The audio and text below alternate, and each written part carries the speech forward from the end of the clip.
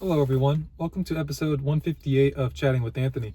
For this episode, the title is Another Chance. Now, we have a tendency to shut the door on people or things when we lose patience.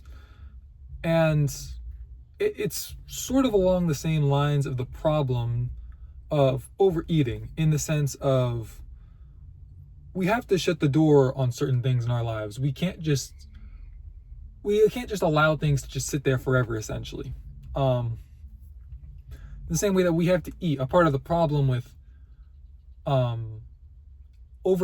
gluttony of food rather than like gluttony of alcohol is that you can't cut food out. You can cut alcohol out. You can live without alcohol, but you need calories. Now, sure, if you want to be technical, you could drink all your calories, but realistically, how many people are going to stick to something like that without having like some kind of stomach issue that forces them to do that? Again, it's possible, but it's possible to get around it, but at the same time, it's just so, I guess unrealistic would be a good way to put it, but unlikely is a better way to say it.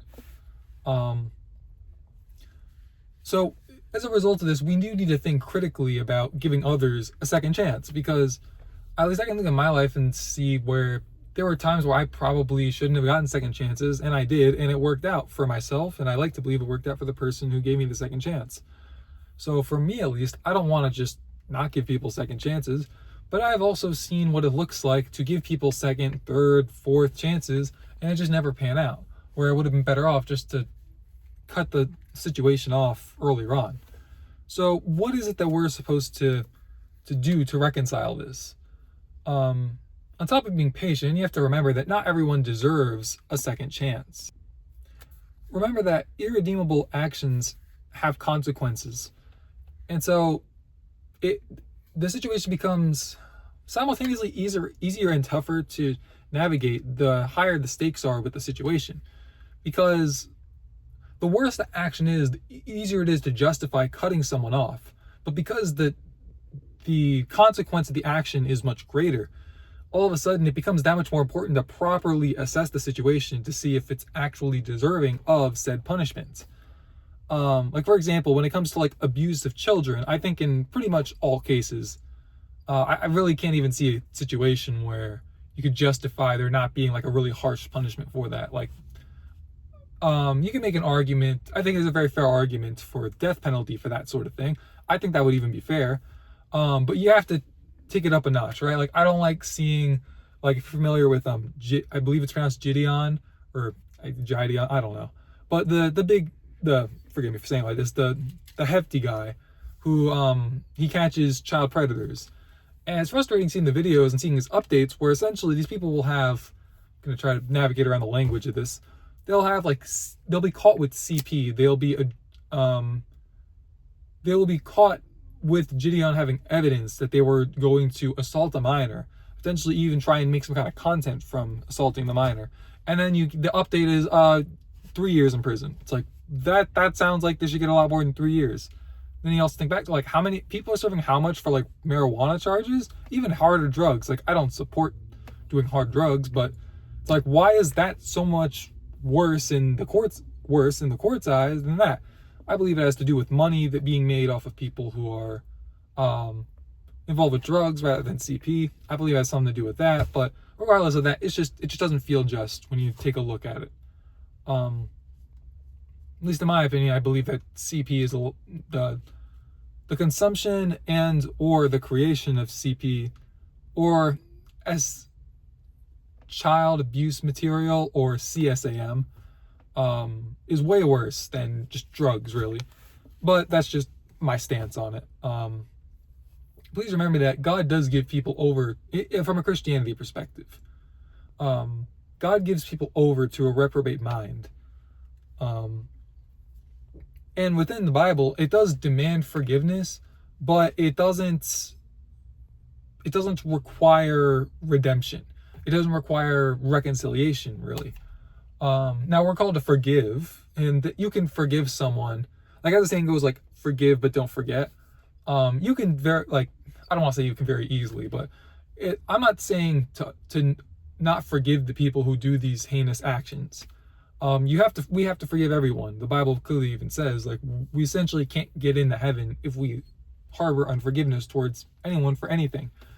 But with that being said, you should understand, like, people, as I said, they're just not always deserving of the redemption. Like, you wouldn't let someone who's abused children around your kids. And so try to view that, if it helps, really. I mean, I don't have kids, but if I did have kids, I sort of look at the situation, like, if this situation involved my kid being wronged, well, I feel comfortable with this person being released. It's easier for me to do that, if anything, without kids, because I don't have that emotional connection that I think I would if I were to have kids. Because I'm sure, like, the experience of having children is going to be there's going to be much deeper of an emotional strain than I imagine there would be. So if anything, not having kids actually makes it easier, for me at least, to assess the situation like that. And certain sayings, like certain common, I don't know if adages would be the right way to put it, but phrases such as, judge as you want to be judged. I believe it's a pretty good principle, but I believe it's only effective if you have a strong moral compass. If you think that it's okay for certain crimes or wrongdoings to be done against a certain group of people, like if you would say that crime or wrongdoing shouldn't be done to this group of people, but it can be done to this group of people, I don't believe your moral compass is in the right place. And when I say that, I'm not talking about like an individual who's done a certain bad action. I mean like a group of people. Like, you have to view the people as essentially neutral. Even if there's a high percentage of people that you view doing things in a wrong way, you have to look at the people, and you don't have any information about the specific group of people that are, like, hypothetically, let's say, standing in front of you. I'm not saying to look back at slave owners or people who have done X, Y, and Z. I'm just saying, like, however you want to categorize it, male, female, by race, by color, gender, however you want to do it. You have to assume that all the people there are neutral. They're just human beings who, for the sake of the argument, have no right or wrong doings to point at. Obviously they all do, but you have to sort of view it like that. And so if you feel that there's something different about them just because in terms of how they should be treated from a moral standpoint, I believe there's something wrong there. Now, when it comes, like, for example, I'll just to clarify, when it comes to males and females, yes, males and females should be treated differently. There are biological differences. Well, let me put it. There are physical and mental differences between the two of us. So I believe that there is a difference in how we should be treated. But within that, abuse should be treated as abuse. Like, yes, I can understand to an extent saying that a guy getting hit in the face like this versus a woman getting hit in the face like this, there could be some different consequences there, more so leaning towards heavier sentence for hitting a woman like that. But at the same time, like, it's sort of the idea of, like, if you're familiar with the whole, when a girl gets abused by a teacher, it's like, what a heinous action, how terrible. When it's a boy who gets abused by a teacher, it's like, oh, how lucky. It's like, no, that's not how it works. If you're gonna say, the only way to justifiably say how lucky is to say it was lucky for both of them, which is a horrifically bad stance to take. So just be careful with how you approach that. And self-reflection goes a long way for seeing where you stand on these kinds of topics. And I'm not trying to judge you if you do view it in a way that I don't view as right, because I know that there were things that I've changed my opinion on over the years. So I'm just saying, just do internal reflection, pray about it. But just don't assume that you're right because I've come to this logical conclusion at some point in my life. Your opinions should be not necessarily changing, but your opinion should be evolving. And when I say evolving, again, that doesn't necessarily mean change. It could just be adding layers to what's already there.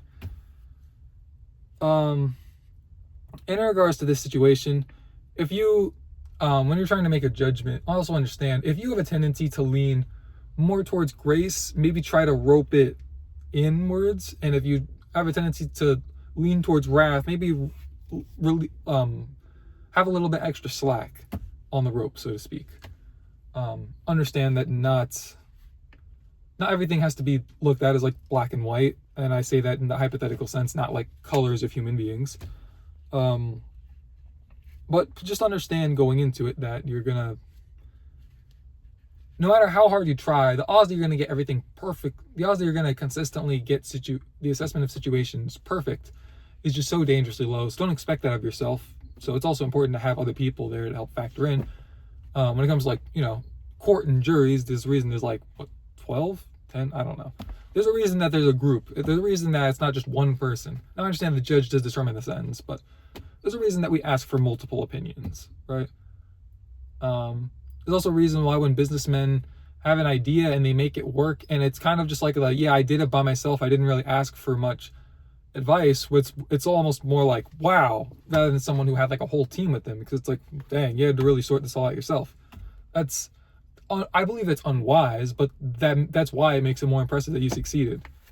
Yeah, that's all I have for this episode. Thank you guys for watching. Stay safe. God bless. I'll see you guys in the next one.